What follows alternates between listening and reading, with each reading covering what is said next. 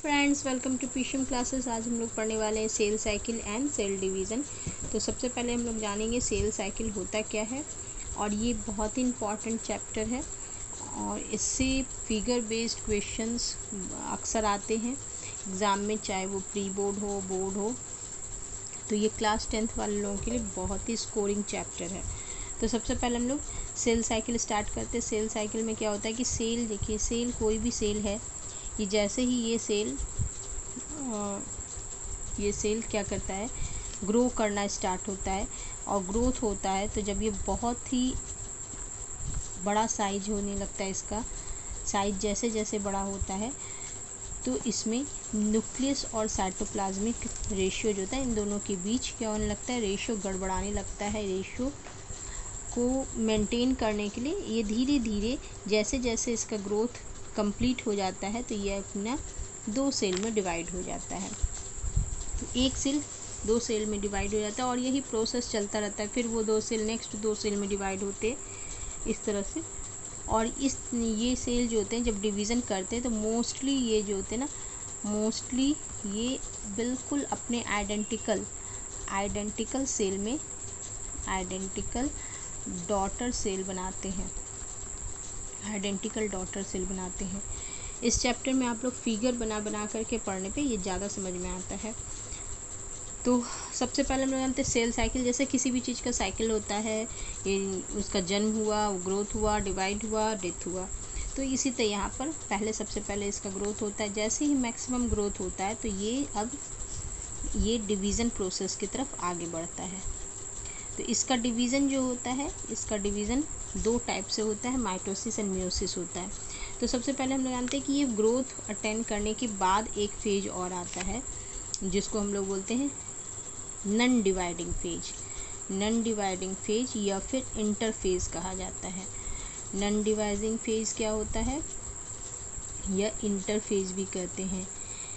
Interphase actually हम लोग अगर दिखा सकते हैं तो हम लोग दिखा सकते हैं ऐसे, किसी भी सेल का, किसी भी इस तरह से अगर सेल का पूरा लाइफ साइकिल ये है तो इसमें इतने इसके फेज, लगभग इतने फेज होते हैं जो इंटरफेज होते हैं।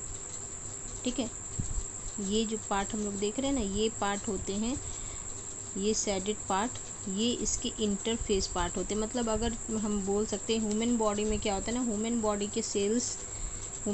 के सेल्स 24 आवर्स उनका लाइफ होता है और 24 आवर्स में 23 आवर्स जो होते हैं ना, ये उनके इंटरफेज होते हैं। तो इससे समझ सकते हैं most of the life cycle का पार्ट जो होता है इंटरफेज होता है। तो इंटरफेज को 3 पार्ट में डिवाइड किया गया है। फर्स्ट फेज होता है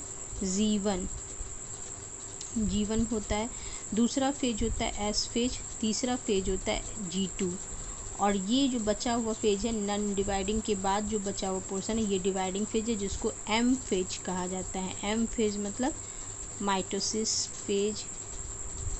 ठीक है, सिंपली माइटोसिस ही इसमें भी नाम दिया जाता है, माइटोसिस फेज। तो एक एक करके हम लोग जानेंगे। G1 फेज क्या होता है। G1 फेज होता है growth phase, first growth phase में क्या होते हैं, मेनली इसमें क्या क्या होते हैं। सबसे पहले फर्स्ट ग्रोथ फेज में ये अपना पूरा जो होता है सेल अपना ग्रोथ कम्प्लीटली अटेंड कर लेता है, जितना ग्रोथ करना है ये ग्रोथ कर लेता है इस फेज में। एंड यहाँ पर इसमें ढेर सारे RNA एंड प्रोटीन्स का सिंथेसिस होता है। RNA एंड प्रोटीन्स बनते हैं क्योंकि इसको ग्रोथ करना है, तो RNA एंड प्रोटीन्स ये अपना ग्रोथ करते हैं। इसके साइटोप्लाज्म इस तरह से दिखाया जा रहा है, जैसे ये ग्रोथ हो रहा है, साइटोप्लाज्म इसके बढ़ते जाते हैं। एंड इसमें 2 चीज़ है, mitochondria and chloroplast. Mitochondria and chloroplast जो होते हैं ना, ये दोनों के खुद के DNA होते हैं। ये हम लोग जानते हैं सेल स्ट्रक्चर में हम लोगों ने पढ़ा है कि माइटोकॉन्ड्रिया एंड क्लोरोप्लास्ट के खुद के DNA होते हैं। तो ये दोनों जो होता है माइटोकॉन्ड्रिया क्लोरोप्लास्ट, ये सब डिवाइड होने लगते हैं, ये डिवाइड होकर के डबल होने लगते हैं। एंड लास्ट होते होते क्या होता है ना, लास्ट होते होते ये G1 फेज, यहाँ पर G1 फेज में पूरा ग्रोथ हो जाता है। अब किसी किसी में ये होता है कि G1 फेज में ही आकर के ग्रोथ हो जाता है, अगर उसको डिवाइड नहीं करना है तो वो यहीं पे आकर के स्टॉप हो जाएगा और यहाँ पर वो रेस्टिंग फेज में चला जाता है। लेकिन अगर इसको डिवाइड करना है तो ये फिर आता है S फेज में। S फेज होता है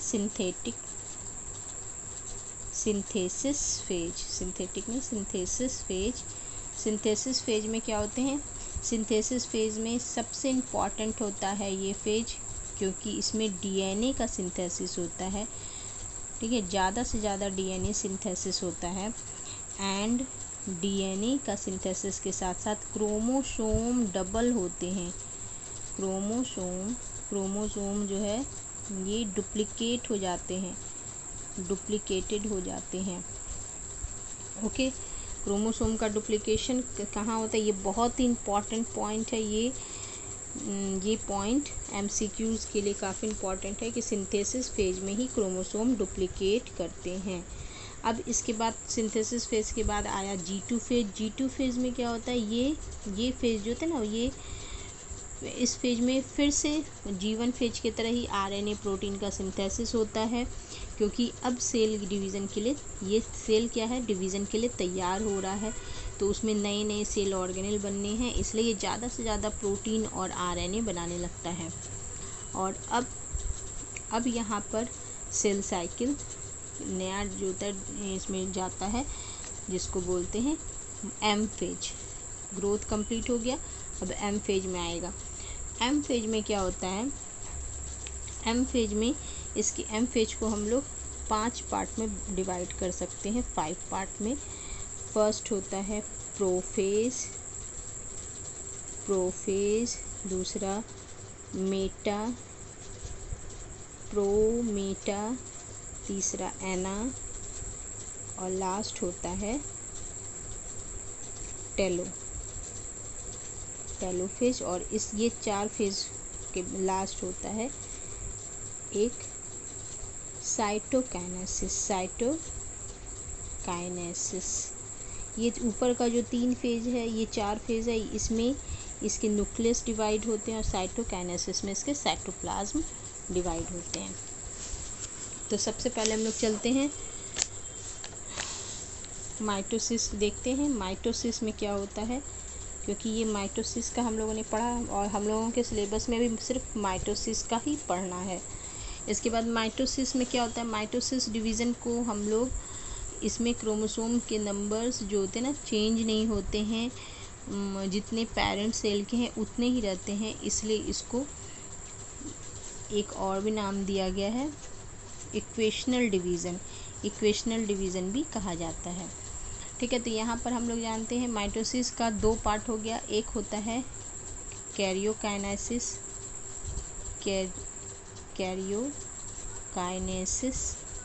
और दूसरा होता है साइटोकाइनेसिस।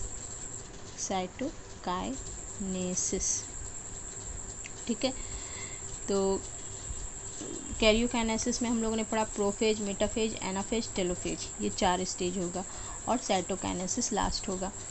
तो इसमें सबसे पहले होता क्या है, तो देखिए सबसे पहले आया, ठीक है, रेस्टिंग फेज में अभी तक हम लोगों ने देखा कि क्रोमोसोम क्या थे, इस तरह से क्रोमोसोम कहते हैं, सेल जो है इस तरह से थे और इसमें न्यूक्लियस कैसे दिख रहे थे। अभी तक रेस्टिंग फेज में न्यूक्लियस बिल्कुल इस तरह से, ये क्रोमेटीन फाइबर के फॉर्म में इसके न्यूक्लियस के अंदर क्रोमेटीन फाइबर्स नज़र आ रहे थे, बिल्कुल धागे की तरह ये क्रोमेटीन्स के फॉर्म में इसके न्यूक्लियर मटेरियल हैं। और इसके चारों ओर न्यूक्लियोलस है और इसके चारों ओर न्यूक्लियर मेम्ब्रेन है। इस तरह से ये सेल का स्ट्रक्चर हो गया। अब इसके बाद ये है इंटरफेज का हम लोगों का सेल, जो कि अब माइटोसिस के लिए तैयार है। तो सबसे पहले इसमें क्या होता है, सबसे पहला बात हम लोगों को ध्यान रखना है, प्रोफेज में क्या होते हैं, ये क्रोमोसोम जो अभी तक क्या थे, ये क्रोमोसोम अभी धागे जैसे दिख रहे थे, थ्रेड लाइक दिख रहे थे, ये यहाँ डबल हो गए। इस तरह से ये डबल हो जा रहे हैं। और हम लोगों के किसी भी सेल में, ह्यूमन सेल में क्या होते हैं, कितने क्रोमोसोम होते हैं? 46 क्रोमोसोम्स होते हैं। तो ये 46 क्रोमोसोम का नेटवर्क है। और यहाँ ये पिक्चर क्लियर दिखाने के लिए 2 या 3 बनाया जाता है, लेकिन हर एक सेल में 46 क्रोमोसोम्स होते हैं। ठीक है, तो ये क्रोमोसोम्स इस तरह से डबल होने लगते हैं। तो ये प्रोफेज स्टेज का हम लोग मेन जो भी है, जो जिससे हम लोगों को ये आइडेंटिफाई करना है ये कौन सा स्टेज है। तो प्रोफेज के अर्ली स्टेज में क्या क्या होते हैं? अर्ली स्टेज में सबसे पहले तो हम लोगों को क्रोमोसोम डुप्लीकेट हो जाते। फर्स्ट हो गया क्रोमोसोम डुप्लीकेट हो जाते हैं, दूसरा क्या होता है इसमें? सेंट्रियोल। देखिए सेंट्रियोल का ये डिवीज़न यहाँ पे स्टार्ट हो जाता है। यहाँ से सेंट्रियोल जो होते हैं ना वो सेपरेट होने लगते हैं। तो सेंट्रियोल स्टार्ट मूविंग, ये मूविंग अपार्ट, यहाँ से ये एक दूसरे से दूर होना स्टार्ट कर देते। थर्ड क्या होता है? Sister chromatids. सिस्टर क्रोमेटिड्स ये जो होते हैं क्रोमोसोम के डबल जो होते हैं ना उसको सिस्टर क्रोमेटिड्स कहा जाता है, क्योंकि ये दोनों एक ही क्रोमोसोम के 2 पार्ट हैं, इसलिए उनको जैसे सिस्टर्स मतलब सेम पेरेंट्स के, उसी तरह सिस्टर क्रोमेटिड्स मतलब सेम क्रोमोसोम के दोनों पार्ट। ये सिस्टर क्रोमेटिड्स क्या होने लगते हैं? बीच में सेंट्रोमियर। अब इन दोनों में कंफ्यूजन है, ये सेंट्रियोल है, ये सेंट्रोमियर है। तो सेंट्रोमियर अब दिखाई पड़ने लगता है। Centromere become centromere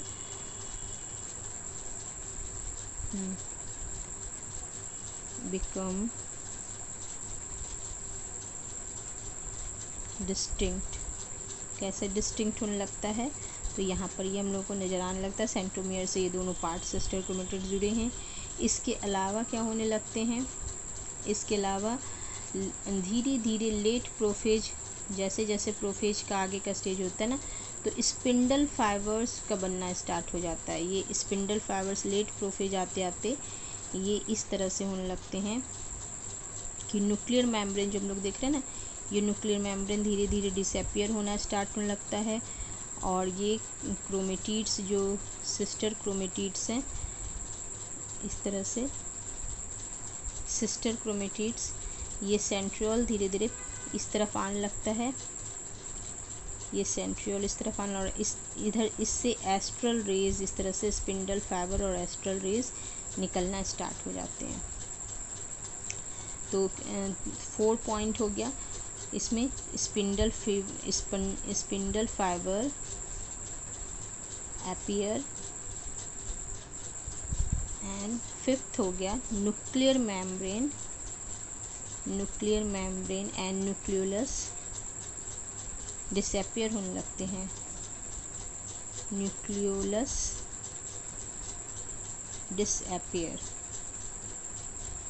becoming disappear. ठीक है,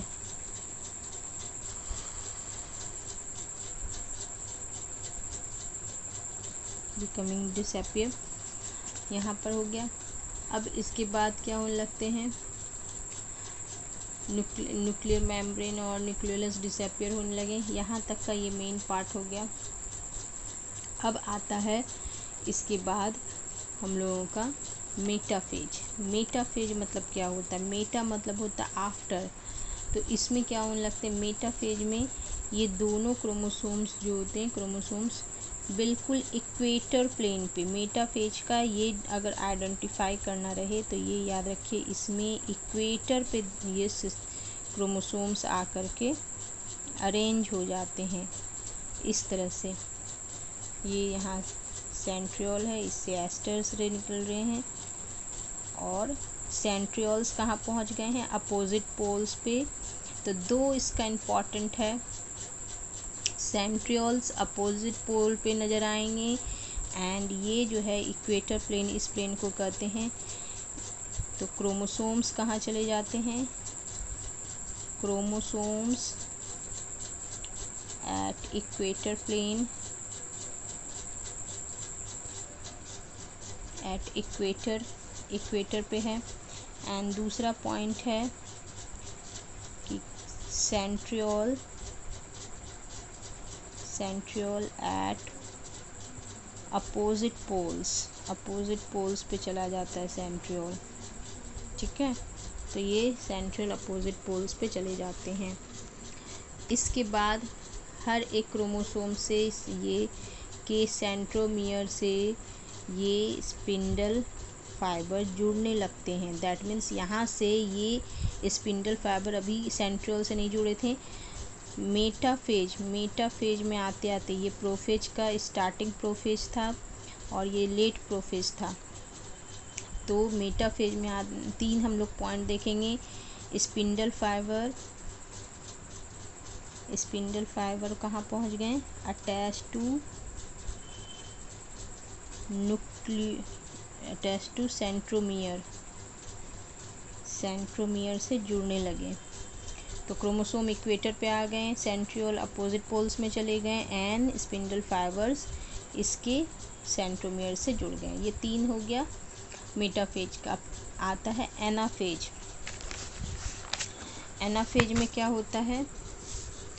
एनाफेज में यहाँ से एनाफेज का सबसे है कि अभी तक हम लोगों ने क्या देखा था, ये इक्वेटर प्लेन पे आ गए हैं, लेकिन अभी तक ये अलग नहीं हुए इसके सिस्टर क्रोमेटिड्स। लेकिन एनाफेज में को नाम दिया गया अगर इसके सिस्टर क्रोमेटिड्स इस तरह से अलग हो जाएं। अभी इक्वेटर प्लेन पे ही हैं लेकिन ये दोनों अलग हो गए हैं। ये अपोजिट पोल्स पे इस तरह से है। इधर स्पिंडल फाइबर बना लेंगे अपोजिट पोल्स पे। तो यहाँ पर इक्वेटर प्लेन पे ही है। तो एनाफेज में क्या होता है, सिस्टर क्रोमेटिड्स डिवाइड होने लगते हैं। सबसे पहले तो सेंट्रोमियर डिवाइड होंगे, क्योंकि अब ये जो थे इसके पहले वाले फेज में हम लोगों ने देखा कि सेंट्रोमियर से स्पिंडल फाइबर अटैच हो गए हैं और वो उसको अपनी तरफ खींच रहे हैं।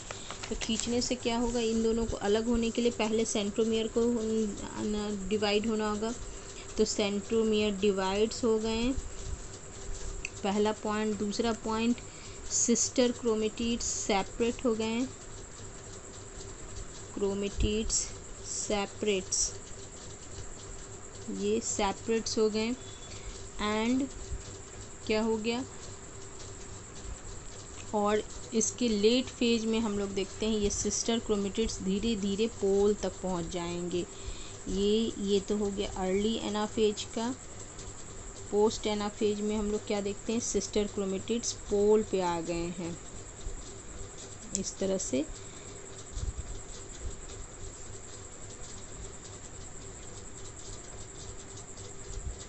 सिस्टर क्रोमेटिड्स इसके पोल्स में सेपरेट हो गए और अभी यहाँ से ही एक फॉरो बनने लगता है। फॉरो मतलब बीच से ये इस तरह से पार्टीशन का स्टार्टिंग हो जाता है, ये फॉरो बनने लगता है। ठीक है, और यहाँ पर ये बिल्कुल ही एक दूसरे से सेपरेट हो गए हैं। अब इसके बाद ये फॉरो बनने में के बाद क्या होगा, यहाँ पर एनाफेज ख़त्म हो गया और अब टेलोफेज स्टार्ट होगा। टेलोफेज में क्या होते हैं, ये दोनों सिस्टर क्रोमेटिड्स अपोजिट पोल्स में पहुँच गए हैं एंड स्पिंडल फाइबर ख़त्म हो जाता है। तो टेलोफेज को कैसे पहचानना है, टेलोफेज में पहचानना है कि हम लोगों को spindle fibre disappear, spindle fibre ख़त्म हो गए। दूसरा ये है न्यूक्लियर मेम्ब्रेन, हर एक सिस्टर क्रोमेटिड्स के चारों न्यूक्लियर मेम्ब्रेन बन जाता है एंड सिस्टर क्रोमेटिड्स जो होते हैं अपने पोल्स पर पहुंच जाते हैं इस तरह से। अभी तो पोल्स पे हम लोग देखें, अब यहाँ पर ये सेंट्रियोल तो नज़र आएगा और ये सिस्टर क्रोमेटिड्स जो होते हैं इस तरह से, ये इनके चारों न्यूक्लियर मेम्ब्रेन बन गया।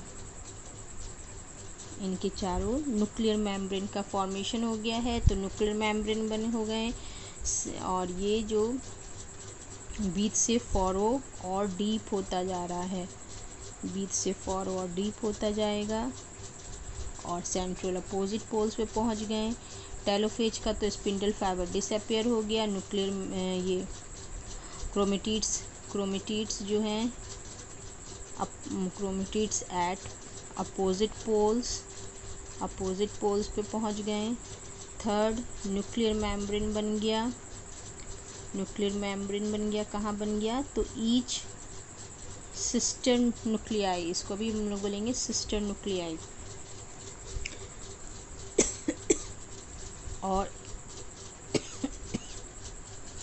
और साथ ही साथ अब न्यूक्लियोलस ईच न्यूक्लियाई में न्यूक्लियोलस इस तरह से रीअपियर हो जाएंगे।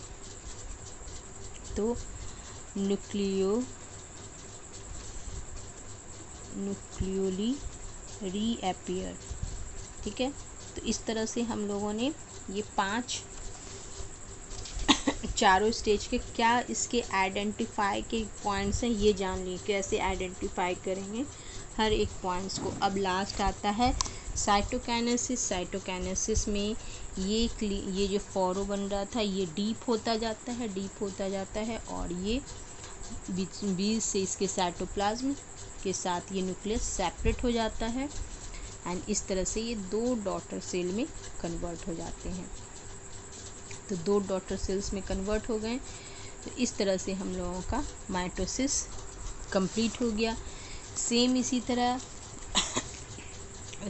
तरह एनिमल सेल में ये अभी हम लोगों ने एनिमल सेल का देखा। सेम इसी तरह प्लांट सेल में भी होते, बस प्लांट सेल में ये होता है, डिफरेंस ये है कि ये बीच से फॉरो नहीं बनते बल्कि इसमें बीच में एक सेल प्लेट बनने लगता है, सेल प्लेट बनता है। और ये सेल प्लेट क्या होता है, इक्वेटर प्लेन पे बनता है और बीच से बनना स्टार्ट होता है। धीरे धीरे ये ऊपर दोनों साइड जाता है और इससे बीच से पार्टीशन हो जाता है। तो cell plate grow from the centre to the periphery, मतलब सेंटर से बनते हैं और बाद में पेरीफेरी के पास जाते हैं और इसमें दोनों इसके ऊपर से बनना स्टार्ट होते, बाद में ये सेंटर से आते हैं।